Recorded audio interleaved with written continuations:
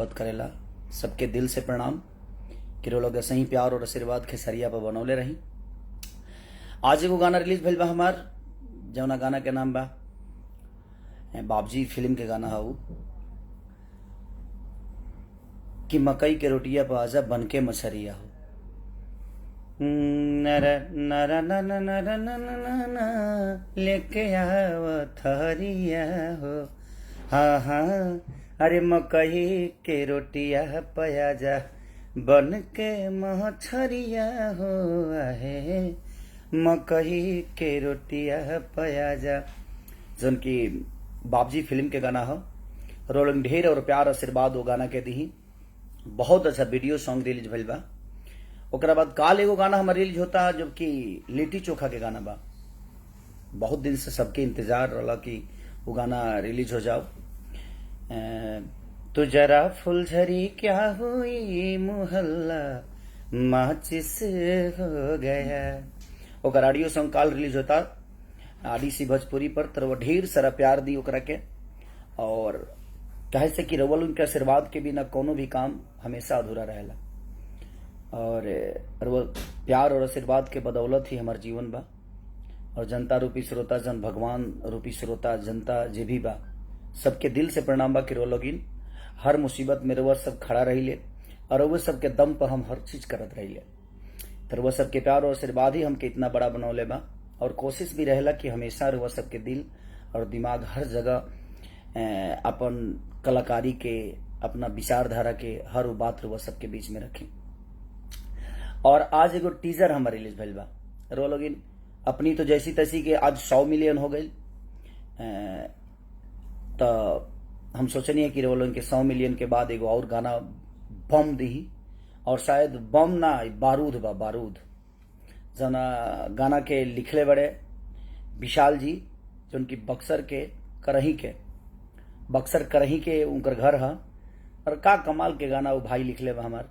और दिल से प्रणाम बा विशाल, ऐसे ही आगे बढ़त रहा।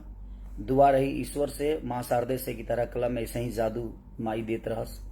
और तू ए दुनिया खाती, अपना भोजपुरी समाज खाती कुछ अच्छा चीज लिखत रहा।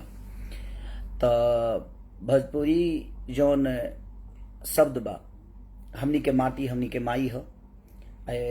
माटी के जितना अच्छा हो सके वो सबके मनोरंजन आदमी करावे की कोशिश करेला। और आडीसी भोजपुरी पर काल जौन गाना होता हमार, तू जरा फुलझड़ी के हो मोहल्ला माचिस हो गया, ओकरो के ढेर सारा प्यार हुआ दी। जौन के लिट्टी चोखा के गाना है। और बनके मछरिया हमार गाना जो रिलीज भइल बा, वो लोग ओकरो के ढेर सारा मोहब्बत और प्यार देते रही सही, और आशीर्वाद बनौले रही हर जगह हर समय। कमाल के वीडियो बाबू हमने के लखनऊ में शूट के लड़नी जा। और सारेगामा, जबकि जब भी वीडियो सारेगामा के आवेला तो वो लोग ऐसे ही प्यार और आशीर्वाद दिले। और कमाल के शूट भइल बा। मने हमरा लागता कि अपनी तो जैसी तैसी से।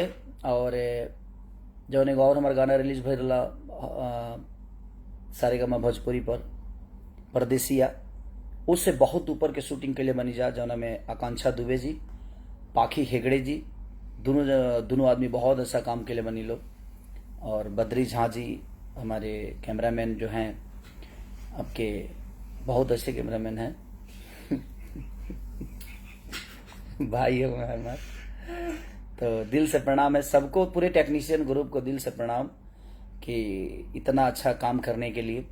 और नाच के मलकिनी, वो सिनेमा के नाम है, सिनेमा सॉरी वो टीजर के नाम है, और एल्बम के नाम है नाच के मलकिनी, जो उनकी सारेगामा हम भोजपुरी पर रिलीज होके वाला बा 21 तारीख के सोमवार के बारूद टेलर और वो लोग इन्हें भी तो देखी ले लो खब जे झलक का बवे।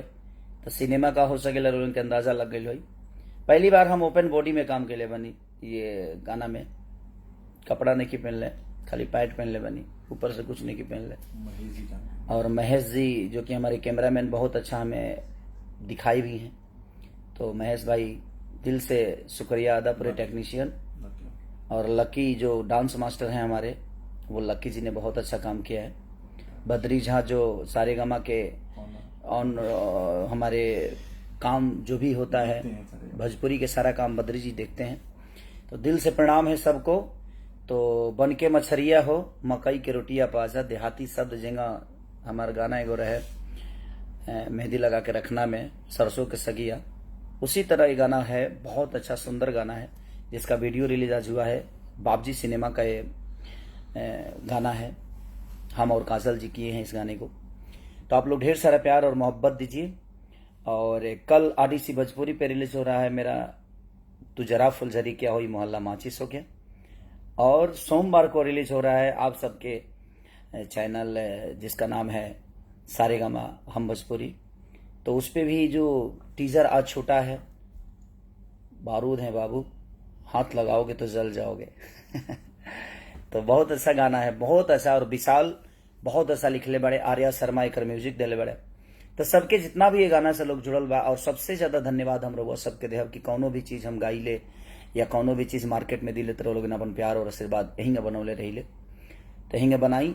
और यही प्यार और आशीर्वाद हमके अपना बेटा, अपना भाई, अपना बच्चा खेसारी के देते रही कि हमेशा वो सबके आशीर्वाद में हम रही, हमेशा वो सबके हाथ हमारा माथ पर रहे, और असही प्यार दुलार हमेशा बरसावत रही अपना भाई, अपना बेटा, अपना भतीजा पर।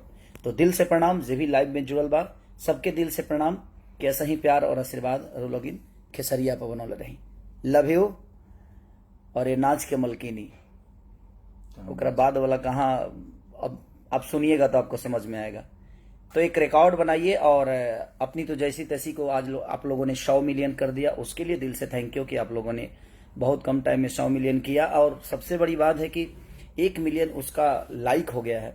बहुत कम ऐसे गानों का होता है, लेकिन आपने किया, करके दिखाया, क्योंकि आपके पास वो ताकत है, क्षमता है। आप लोग हमेशा खेसारी को मोहब्बत और प्यार से भर देते हैं जिस तरह, उसी तरह आज जो टीजर है उसको भी ढेर सारा प्यार दीजिए कि वो टीजर 1 मिलियन हो जाए। एक और बड़ा रिकॉर्ड बनाइए कि टीजर 1 मिलियन हो, तब मजा आएगा कि हाँ यार क्या टीजर है। और लाइक जितना कर सकते हैं आप, शेयर जितना कर सकते हैं आप करिए, और ढेर सारा प्यार दीजिए। तो बनके मछरिया और तू जरा फुलझरी क्या हुई मोहल्ला माचिस हो गया, जो कि मेरे लिट्टी चोखा पराग पाटिल, प्रदीप भैया, हमारे म्यूजिक डायरेक्टर ओम झा जी हैं, लिरिक्स राइटर यादोरा जी हैं, हमने गाया है उसको। हमारी बिटिया रानी ही गाई हैं, हमारे प्रदीप भैया की बिटिया रानी ने उस गाने को गाया है। तो आप ढेर सारा प्यार दीजिए। स्वाति, आपको ढेर सारी शुभकामना, दिल से प्रणाम सबको। और हमसे जुड़े हुए जितने भी हैं जो मुझे मोहब्बत देते हैं, सबको पैर छू के प्रणाम कर रहा हूँ कि ऐसे ही प्यार और आशीर्वाद बनाए रखें। Love you. और इस गाने को लाने में संजय का बहुत बड़ा हाथ है और सोनू का, विवेक का, सब लोग मेरे अपने, पवन पांडे से लेकर विकास जी, अविनाश गिरी से लेकर हमारे प्रणव बाबू, जितने भी लोग हमसे जुड़े हैं जो मुझे मोहब्बत देते हैं, प्यार देते हैं, सबको दिल से प्रणाम। अनिल सम्राट जी हमारे बड़े भाई जो कि बड़े प्यार देते हैं, दिल से प्रणाम। लव यू ऑल, सबको दिल से प्रणाम। और बाबजी में गाना करने के लिए काजल जी को दिल से धन्यवाद कि उन्होंने हमारे कहने पे उन्होंने गाना को किया, और बहुत सुंदर गाना किया, जो कि वर्ल्ड वाइड रिकॉर्ड से रिलीज हुआ है, जिसका नाम है बन के मछरिया हो। तो सारेगामा भोजपुरी का जो टीजर है 1 मिलियन जल्दी से करके बताओ, ताकि मैं फिर से लाइव आकर आप सबका प्यार और आशीर्वाद लूं। Love you all, thank you.